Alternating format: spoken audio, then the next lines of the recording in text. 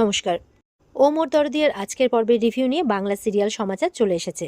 তো আজকের পর্বে দেখা যাচ্ছে যে বাণীর শাশুড়ি এসছে, রাস্তাতেই দেখা হয়েছে। তো মানে বাণী আনতে গেছে আর কি শাশুড়ি মাকে। তো বলছে যে কিরে, শাঁখা সিঁদুরের কোনো কিছু নেই, দেখতে পাচ্ছি না। এ কি, স্বামীর সমস্ত চিহ্নই তো দেখছি গা থেকে মুছে ফেলেছিস। তা বিদ্যুৎ কোথায় শুনি, আমার ছেলেটা কোথায়, আমার ছেলেটাকে কি খেয়েছিস নাকি, এভাবে বলছে। তখন বলছে মামুনি, আমি তোমাকে সব বলবো, এখন চলো। বলছে কোথায় আমার ছেলেটা, কোথায়? বলছে বলবো মা, ও বেহাল তবিয়াতে আছে, চিন্তা নেই, খুব ভালো আছে, মাঝখান থেকে আমরাই। বলে কেন? বলছে এখন বাচ্চাটা আছে, ওর সামনে কিছু বলো না, চলো তুমি বাড়ি চলো। বলে কোথায়, কোন বাড়ি যাব? তখন বাচ্চাটা বলছে দিদি ভাইয়ের বাড়ি। বলে দিদি ভাইয়ের বাড়ি? তখন বলছে মামুনি তুমি চলো, আমি তোমাকে সবটা বলবো। এই বলে বাড়ি নিয়ে যায়। আর ওদিকে নয়নতারা অনিরুদ্ধকে বলছে যে মৌলির কিন্তু কোনো দোষ নেই। অনিরুদ্ধ বলছে ও অ্যাক্সিডেন্ট করেছে কি করেনি সেটা আমি জানি না, তবে এই কথাটা সত্যি যে ও কিন্তু ড্রাঙ্ক অবস্থায় গাড়িটা চালাচ্ছিল, তাই ওর দোষ তো আছেই। নয়নতারা বলছে সেদিন তুমিও যদি পার্টির মাঝখান থেকে ওইভাবে বেরিয়ে না যেতে, তাহলে মেয়েটার অভিমানও হতো না, মেয়েটা ওরকমভাবে ড্রিঙ্কও করতো না। তখন অনিরুদ্ধ শুনে অবাক হয়, বলছে বাহ, খুব ভালো কথা। বলছে এখন সব দোষটা তুমি আমাকে দিচ্ছ, যেখানে আমি পার্টিতে যেতে একদম সোজা বারণ করে দিয়েছিলাম যে আমি পার্টিতে যাব না। বলছে যে সেখানে মৌলির বন্ধুরা আমাকে জোর করে ড্রিঙ্ক অফার করেছিল, যেখানে মৌলি খুব ভালো করে জানে আমি ড্রিঙ্ক ড্রান্স এইসব কিছু পছন্দ করি না। আমার সেদিন যাওয়াটাই ভুল হয়েছে, তাহলে হয়তো ওর মধ্যে এতটা এক্সপেকটেশন জাগতো না। বলছে তোমাকে তো আমি পরিষ্কার করে জানিয়ে দিয়েছিলাম যে আমি এই বিয়েটা করতে চাই না, তাহলে তুমি কেন বলনি? জানো তো কি, আমার না এবার তোমার উপরে সন্দেহ হচ্ছে যে তুমি হয়তো বলতেই চাও না, এই জিনিসটা তুমি বলতেই পারবে না। তাই আমি এবার সবাইকে গিয়ে পরিষ্কার করে বলে দেবো যে আমি মৌলিকে বিয়ে করতে চাই না। ঠাম্মি তো শুনে অবাক, যে তুমি কি করতে চাইছো? এমনি মেয়েটা থানা পুলিশ করে আপসেট হয়ে আছে, তার মধ্যে মিস কলকাতার গ্ল্যামের ক্রাউনটাও তার কাছে কেড়ে নেওয়া হয়েছে, তুমি এখন ওর সাথে এরকমটা করো না।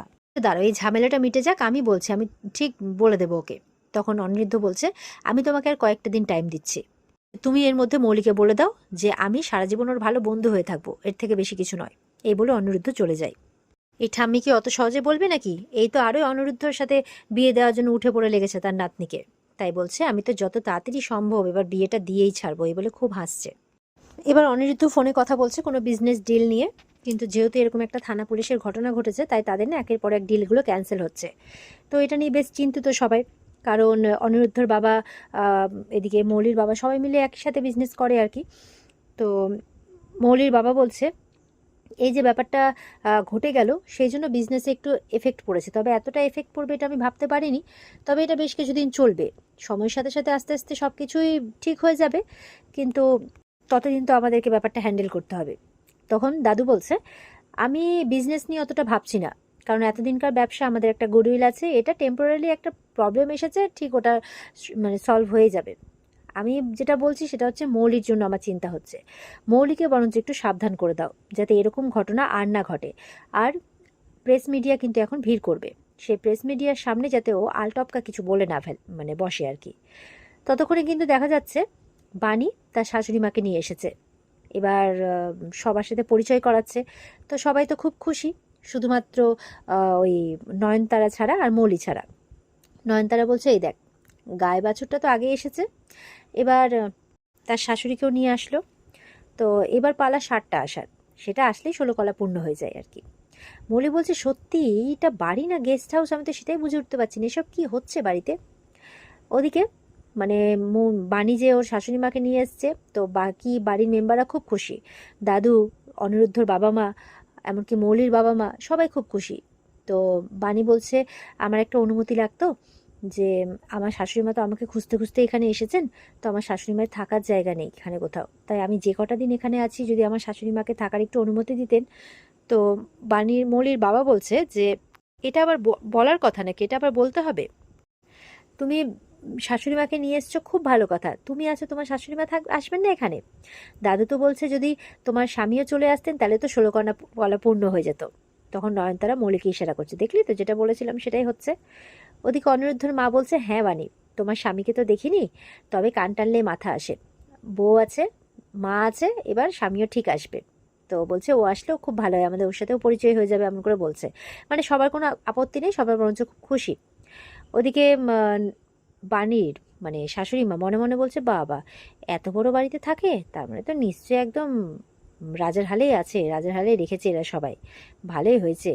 তবে ওই জন্যই মনে হয় গায়ে ফিরতে চাইছে না, এত কিছু ছেড়ে কি আর গায়ে ফিরতে ইচ্ছে করে, এর ভাই বলছে। মানে না জানি এখানে থেকে এবার কি করবে ভগবানই জানে।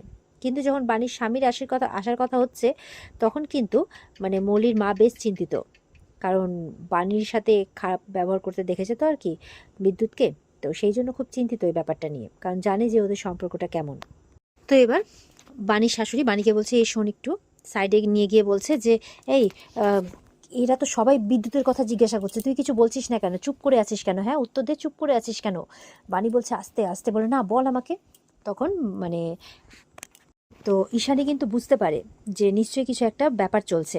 তখন বাণীর কাছে যায়, কারণ বাণীকে নিজের মেয়ে বলে মানে, তাই বাণীর কোনো কষ্ট সহ্য করতে পারে না ঈশানী। তো বলছে, বাণী তুমি এক কাজ কর, তুই ওনাকে ঘরে নিয়ে যা, উনি তো দূর থেকে এসছেন, তাই ওনার একটু রেস্ট নেওয়া হোক, আর ঘরে গিয়ে যা কথা বলার উনি বলবেন। তখন বাণী বলছে, হ্যাঁ মামনি চলো, তুমি চলো। তো মামনি ঘরের ভেতরে ঢুকে যাচ্ছে, ভাবছে এত সুন্দর বাড়ি, এই বাড়িতে থাকবে। বলছে, মামনি এদিকে নয় ওদিকে। বলে, কেন বাইরে কেন নিয়ে যাচ্ছিস আমাকে, এই বাড়িতে থাকতে বলছিল এতবার করে, বাইরে কেন নিয়ে যাচ্ছিস। বলে, চলো মামনি, আমি সবটা বলছি। তো মামনির তো একদম খুব মন খারাপ হয়ে যায়।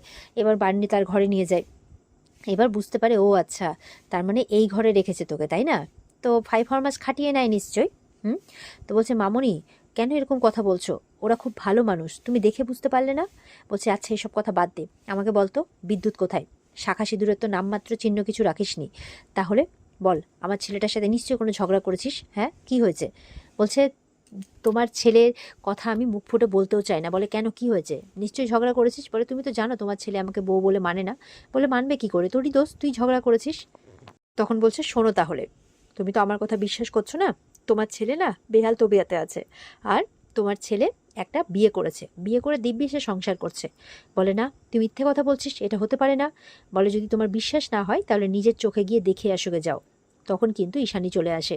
ঈশানী বলছে, কি বাণী, তোর স্বামী আরেকটা বিয়ে করেছে, আমি কিন্তু তোর উপরে এবার খুব রেগে যাচ্ছি, আর এত বড় ঘটনাটা তুই আমাকে বলিসনি। এবার তো বাণীর খারাপ লাগে যে ঈশানী মাও শুনে ফেলেছে। তখন বলছে, তুই কেন বলিসনি আমাকে বল, এবার কিন্তু একটা হেস্তনেস্ত হতেই হবে, দাঁড়া আমি এক্ষুনি ওনাকে গিয়ে খবর দিচ্ছি, ওকে এবার আমি পুলিশে দেব। তখন তো বিদ্যুতের মা বলছে, না না দিদি, কাঁদতে কাঁদতে বলছে হাত জোর করে, না না দিদি আপনি পুলিশে দেবেন না, আমি কথা দিচ্ছি, আমি ওর মা তো, আমি ওকে নিজে হাতে শাস্তি দেবো, নিজে হাতে শাসন করব। বলে, এতদিন কোথায় ছিলেন আপনি, আপনি নিজের ছেলের খোঁজ নিতে পারেননি, কেমন শাসন করেছেন নিজের ছেলেকে যে নিজের ছেলে এরকম তৈরি হয়েছে। তখন বলছে, বিশ্বাস করুন দিদি, আমি এর কোনো কিচ্ছু জানতাম না, তবে এবার আমি যাব আর ওর একটা ব্যবস্থা করেই ছাড়বো, যদি জানোয়ারটা সত্যি সত্যি এরকম কোনো কাজ করে থাকে তাহলে ও আমার কাছ থেকে রেহাই পাবে না, আমি আপনার পায়ের সামনে এনে ওকে ফেলবো, আপনি যা শাস্তি দেওয়ার তখন দেবেন। বিদ্যুতের মা বলছে। তখন ঈশানী বলছে, বাণী তোর শাশুড়ি একদম ঠিক কথা বলছে। আর বাণীর শাশুড়ি বাণীকে যেতে বলছে, তো বাণী বলছে, আমি যাব না, আমি ওই কুলাঙ্গারের মুখ দেখতে চাই না। তখন বলছে, না তোর শাশুড়ি ঠিক কথাই বলছে, তুই ওনার সঙ্গে যা, গিয়ে ওনাকে সব সত্যিটা দেখা যে ওনার ছেলে কত বড় কুলাঙ্গার, আর এবার কিন্তু এর একটা বিচার হতেই হবে, এর একটা ব্যবস্থা এবার হতেই হবে। মানে ঈশানী এবার কিন্তু জোর কদমে লেগে পড়েছে, কারণ বলছে, তোর মনে নেই যে তোর বাড়িতে এসে তোকে খুনের হুমকি দিয়ে যায়। তখন কিন্তু বাণী চুপ করে থাকে, আর বাণী এবার তার শাশুড়ি মায়ের সাথে যাবে বলে ঠিক করে, আর তার শাশুড়ি মাকে নিজের চোখে সবটা দেখাবে। তো পরের এপিসোডে আমরা দেখতে পাবো যে ঈশানী মানে ঈশানীর কথা মতো বাণী তার শাশুড়ি মাকে তার স্বামীর কাছে নিয়ে যাবে তার আসল চেহারাটা দেখাতে। তো আজকের মতো পর্ব কিন্তু এখানেই শেষ হয়ে যায়। এই ছিল আজকের পর্বের রিভিউ। ভালো লেগে থাকলে পর্বকে লাইক কমেন্ট করে জানাতে ভুলবে না, আর আমাদের সাথে জুড়তে চ্যানেলকে সাবস্ক্রাইব করতে ভুলবে না। দেখা হচ্ছে তোমাদের সাথে আগামীকালকে। সবাই খুব ভালো থাকবে। আজকের মতো পর্ব এই পর্যন্তই। টাটা।